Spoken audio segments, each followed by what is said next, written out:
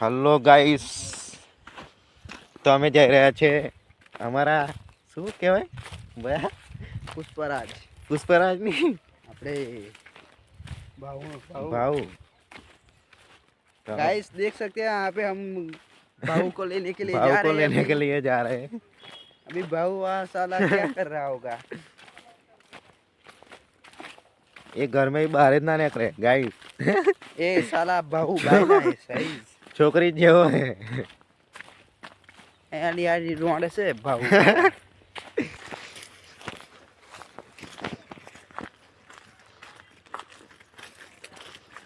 ये सुमा वाला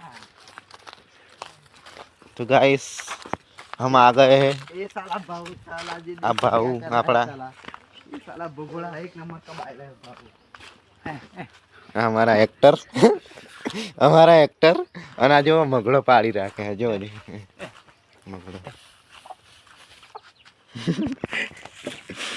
જો મગડો તરે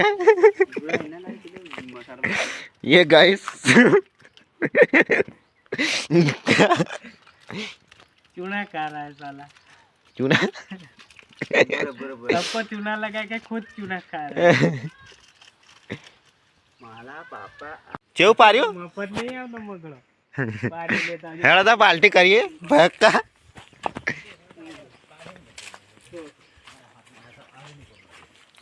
કયું કયું બોલો તો આવ્યું તા કયું મગડો